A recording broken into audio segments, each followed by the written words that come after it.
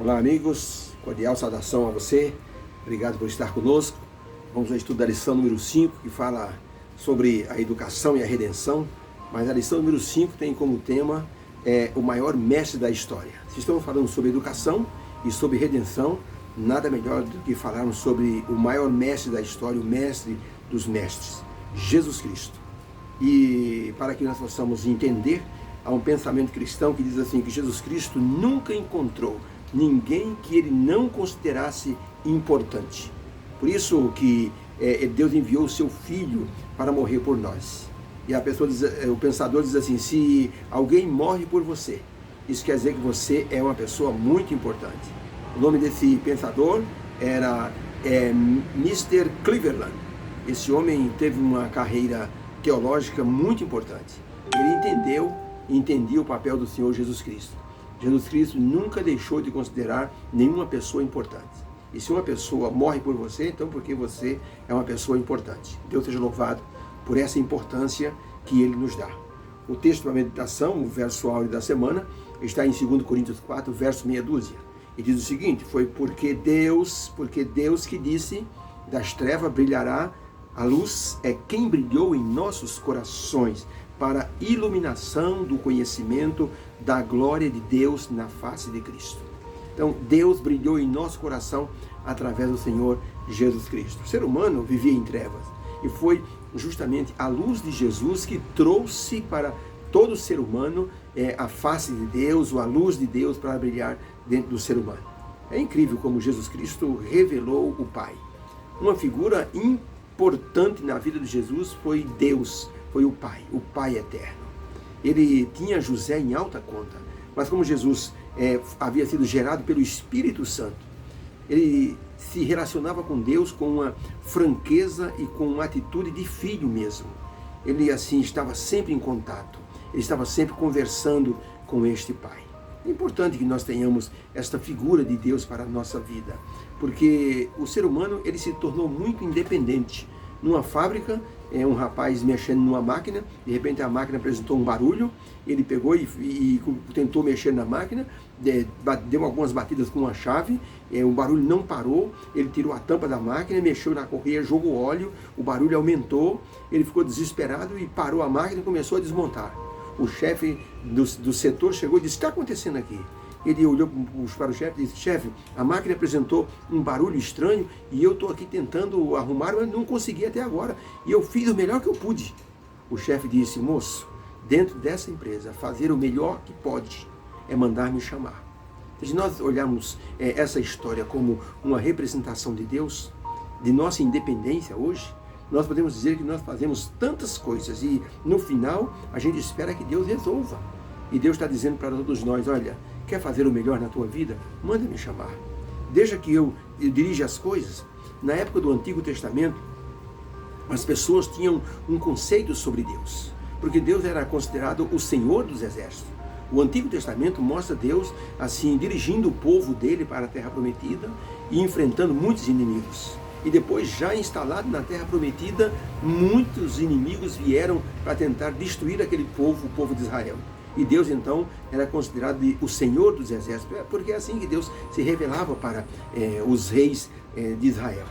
Assim diz o Senhor dos Exércitos. Ou seja, Deus dizia, eu estou na luta, eu estou comandando a luta. Essa luta não é de vocês. Essa era a conotação. Não que Deus era um Deus bélico, um Deus que estava pronto para destruir pessoas. Deus era um Deus, sempre foi um Deus misericordioso. E essa figura desse Deus, assim, Senhor da guerra, foi sendo apagada ou sendo modificada pelas profecias messiânicas.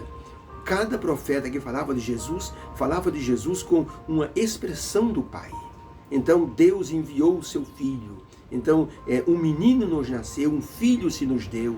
Jeremias fala de Jesus como sendo o rebento de Jessé. Então, ou seja, trazendo assim a figura de Deus para o lado humano. Para que o ser humano entendesse que o que estava para vir era algo muito bom. E esse algo muito bom seria visto na figura do Messias. O Messias chegou ao mundo e poucas pessoas o reconheceram e poucas pessoas o adoraram. porque tinham uma ideia diferente, uma expectativa diferente a respeito do Messias. Já que Deus era o grande Deus da guerra, o Senhor dos Exércitos, com certeza o filho dele, o Messias, seria alguém muito imponente. E esperavam alguém com essa conotação. E acabaram se frustrando, e muitos nem sequer reconheceram. E os que reconheceram o adoraram. E quando ouviram dizer que Jesus tinha nascido numa manjedoura, no meio dos animais, muitos desdenharam. Até o próprio discípulo, o futuro discípulo de Jesus, quando foi chamado para ser discípulo, ele disse: pode vir alguma coisa boa de Nazaré? Ou seja, desdenhou da figura do Messias vindo de um lugar assim tão simples. Hoje nós temos que pensar que muitas pessoas têm uma expectativa além do normal da figura de Deus, da figura de Jesus e da figura do Espírito Santo. E isso faz com que as pessoas não recebam ou não tenham essas pessoas na sua vida. Muitos têm Deus como um Deus que está pronto para castigar. Muitos têm Jesus como aquele que pode solucionar todas as situações em que a pessoa se envolver. E muitos têm no Espírito Santo apenas uma energia que está aí apenas para direcionar pessoas para a salvação. Na verdade, são expectativas erradas. A partir dessa expectativa ou desta visão distorcida, as pessoas acabam não aceitando Jesus como Salvador e nem entregando a vida a Deus de maneira plena. Por isso que Jesus veio para representar, para trazer a figura de Deus como o grande Pai. Dr. William Spurgeon era um grande pregador. E um dia, ao estar na Escócia, fazendo conferências, uma noite, um senhor já de idade, muito bem educado, se apresentou e disse: Senhor Spurgeon, boa noite, eu sou o pai do grande pregador Henry Drummond. O Spurgeon olhou e disse: o senhor é o pai de Henry Drummond? Então eu já conheço o senhor, porque eu conheço muito bem o seu filho, e o seu filho deve ser igualzinho ao Senhor. Realmente, Spurgeon não se enganara. O pregador Henry Drummond era tão amável e tão cortês quanto o seu pai. Por isso que Jesus disse: quem vê a mim, vê o Pai. Porque Jesus se tornou a grande revelação de Deus. E colocando isso em prática, nós temos a certeza de que todo crente verdadeiro deve levar em seu coração um quadro real do Senhor Deus. Quando nós conhecemos o Filho, tudo que se relaciona com o Pai estará muito claro para todos nós. Essa semana vamos estudar sobre o grande mestre, o mestre dos mestres, Jesus Cristo. Mas Jesus Cristo não se orgulhava de ser mestre. Pelo contrário, toda pessoa que é grande mestre e que é sábio é a pessoa mais humilde que tem.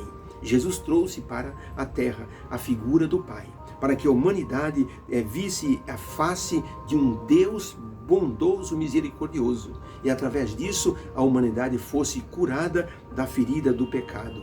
Por isso que o ministério de Jesus foi um ministério mais de cura do que de pregação. A humanidade estava ferida de morte e era preciso dedicar-lhe os cuidados necessários para a sua cura. Por isso, depois de aliviar a vida de muitos sofredores, Jesus, o grande mestre, fez um ato global a fim de que ele pudesse sarar e curar e salvar toda a humanidade.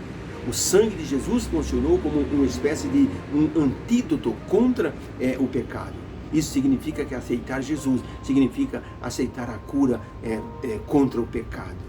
E essa cura contra o pecado, ela foi evidenciada certa vez por Jesus ao conversar com um grande homem. Ele disse: olha, assim como uma serpente foi levantada no deserto para a cura dos israelitas, assim também o Filho de Deus vai ser levantado no madeiro para a cura de todas as nações.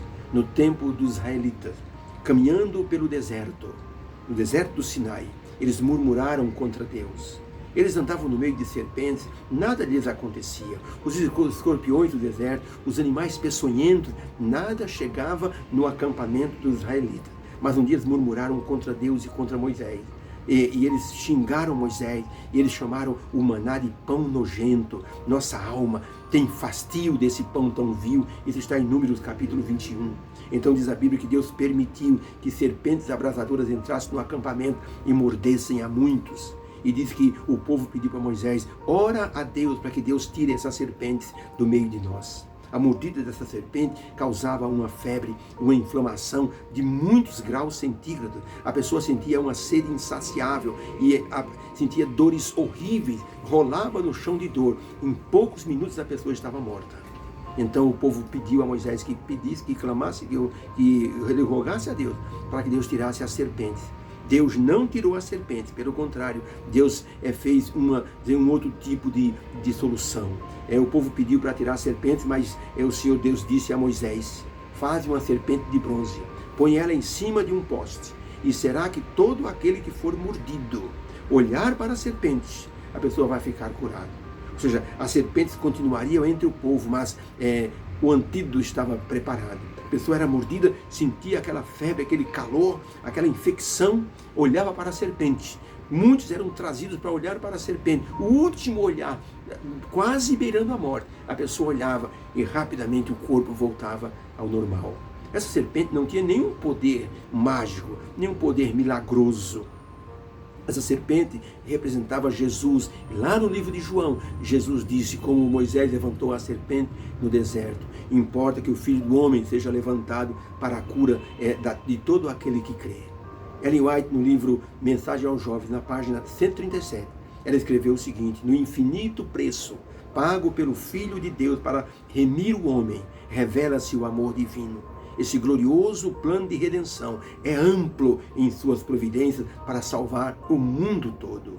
Não existe nenhum caso específico que esse sacrifício não consiga abranger. Mediante o perdão do pecado e a justiça imputada de Cristo, o homem pecador e caído pode tornar-se perfeito em Jesus.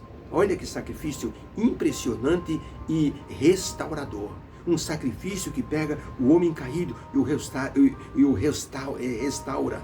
Aquelas pessoas que eram mordidas pela serpente, quase à beira da morte, enfraquecidas, elas eram levadas a olhar para aquela serpente no alto e então eram restauradas de sua situação caída, de sua situação de morte. Nessa semana, vamos ver esse perfeito estudo sobre Jesus Cristo, o Mestre dos Mestres. Vamos com certeza ser abençoados por esse estudo, porque Jesus será glorificado através de nossa compreensão e o Espírito Santo falando ao nosso coração. Que o Senhor te abençoe, que o Senhor nos dê uma semana abençoada e feliz e compreensiva de sua palavra e de suas verdades. É o que nós pedimos a Deus. Seja feliz e tenha então uma boa noite de sábado e uma boa semana em nome de Jesus. Amém.